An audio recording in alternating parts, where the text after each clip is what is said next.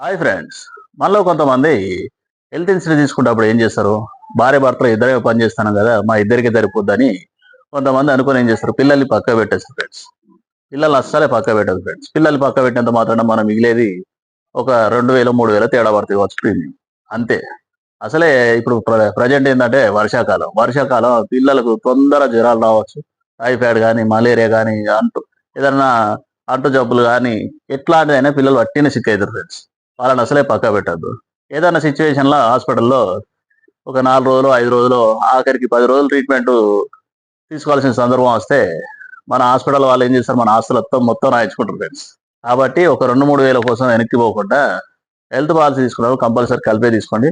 బేసిక్‌గా 3 నెలల పిల్లల నుంచి 25 సంవత్సరాల పిల్లల వరకు ఎవరినైనా యాడ్ చేసుకోవచ్చు. తీసుకుంటే అప్పుడే యాడ్ చేసి తీసుకుంటే మనకే సేఫ్ ఫ్రెండ్స్.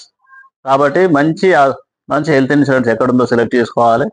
అందులో కూడా మనం గమనించాల్సింది ఏంటంటే, క్యాష్‌లెస్ ట్రీట్మెంట్ ఎక్కడ అందుబాటులో ఉందో దాన్ని సెలెక్ట్ చేసుకోవాలి.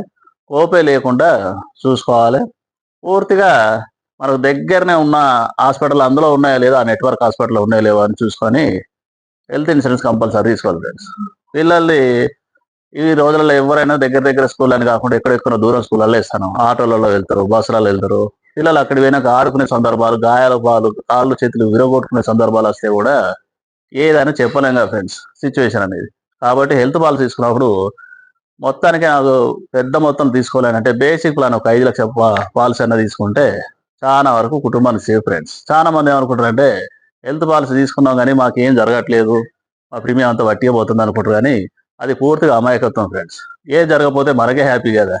పోయే 4 పైసల కోసం బాధపడితే ఖచ్చితంగా తప్పే ఫ్రెండ్స్. హెల్త్ పాలసీ తీసుకోండి, ధైర్యంగా బతకండి. Thank you friends. ఈ వీడియో నచ్చితే లైక్ చేయండి, షేర్ చేయండి, ఫాలో చేయండి.